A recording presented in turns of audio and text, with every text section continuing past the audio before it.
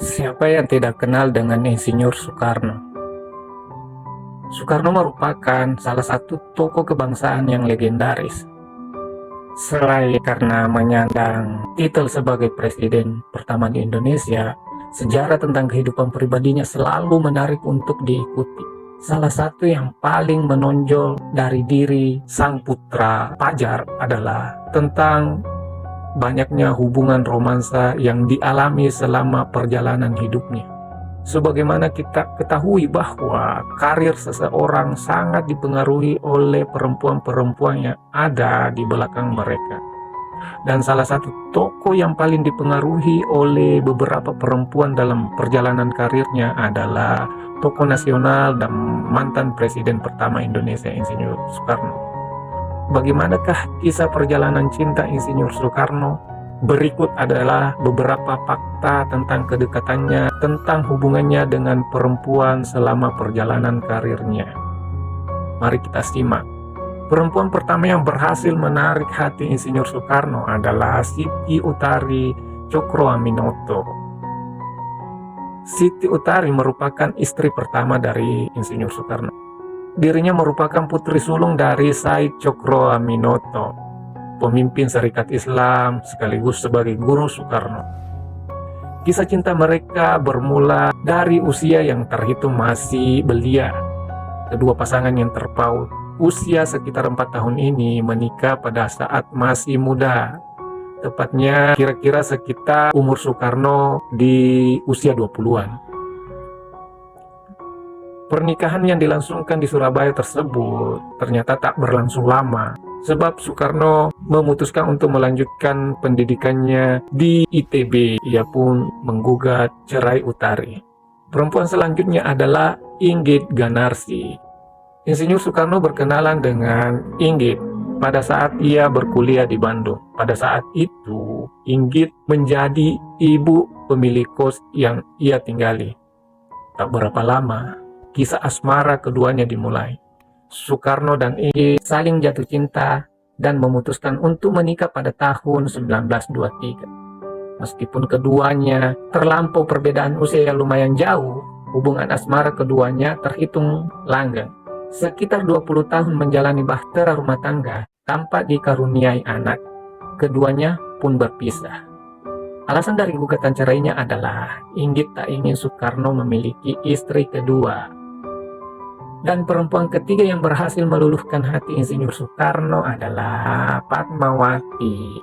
Pertemuan antara Insinyur Soekarno dengan Fatmawati itu terjadi pada masa pembuangan Soekarno di Bengkulu.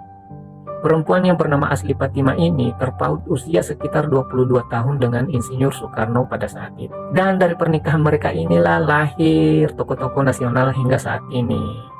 Sebut saja mereka adalah Guntur Soekarno Putra, Megawati Soekarno Putri, Rahmawati Soekarno Putri, Sukmawati Soekarno Putri, dan Guru Soekarno Putra. Nama Fatmawati cukup dikenang di antara istri-istri Soekarno yang lain, sebab ia dikenang sebagai ibu negara karena dirinya menjadi saksi dari kemerdekaan Republik Indonesia dan ia adalah penjahit bendera pusaka merah putih. Perempuan keempat yang berhasil memikat hati Insinyur Soekarno adalah Hartini. Kisah romansa mereka dimulai di Candi Prambanan, Jawa Tengah. Saat itu Hartini telah menyandang status janda dan memiliki 5 orang anak.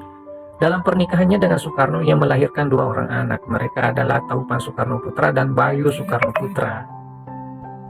Meski memiliki banyak halangan dan rintangan dalam menjalani kisah cinta mereka, namun kisah cinta mereka berlangsung sampai maut memisahkan. Soekarno dikisahkan menghembuskan napas terakhirnya di pangkuan Hartini pada sekitar tahun 70-an. Dan perempuan kelima yang membuat Soekarno jatuh cinta adalah Kartini Manopo. Kartini Manopo merupakan perempuan yang bekerja sebagai pramugari Garuda Indonesia. Ia merupakan istri kelima dari Soekarno. Putri Manopo seringkali diminta ikut terbang bersama Soekarno ketika kunjungan ke luar negeri. Perempuan asal Sulawesi Utara ini sempat pindah ke Eropa. Pernikahan mereka berlangsung di tahun 1959 dengan pernikahan siri yang tertutup. Mereka dikaruniai 1 orang anak laki-laki bernama Totok Suryawan Soekarno. Namun tidak lama berselang kelahiran putranya tersebut, mereka berdua berpisah. Perempuan keenam adalah Haryati. Haryati dikenal sebagai penari di istana sekaligus staf sekretaris negara bidang kesenian. Karena pekerjaan tersebut membuatnya mereka mendapat banyak kesempatan untuk sering bertatap muka.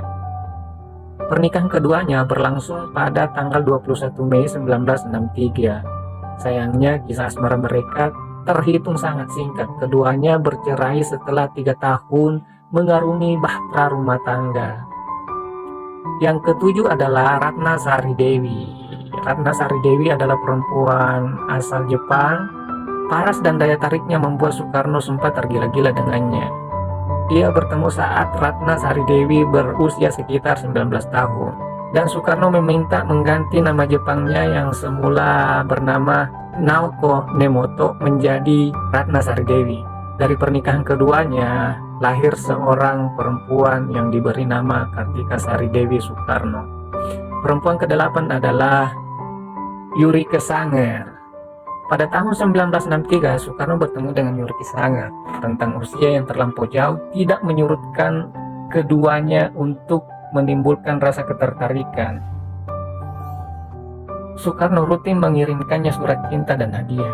Perasaan tersebut bersambut manis dan berbuah pernikahan yang berlangsung pada tahun 1964. 3 tahun kemudian dari pernikahannya, Soekarno meminta untuk bercerai karena khawatir dengan kondisinya yang kurang baik kala itu. Dan perempuan terakhir adalah Heldi Japar. Heldi adalah seorang perempuan yang berasal dari Kalimantan Timur yang saat itu masih berusia remaja kala bertemu dengan sang proklamator tersebut. Ya, usianya pada saat itu sekitar usia 18 tahun, sedangkan Soekarno sendiri telah berusia 65 tahun. Luar biasa kisah cinta mereka berdua. Setelah mereka menikah beberapa tahun, Heldi melayangkan permintaan pisah karena situasi kenegaraan yang tak menentu. Permintaan itu tak dikabulkan oleh Soekarno. Namun di usia ke-21 tahun, Heldi memutuskan untuk menikah kembali bersama seorang yang bernama Gusti Suryansanu.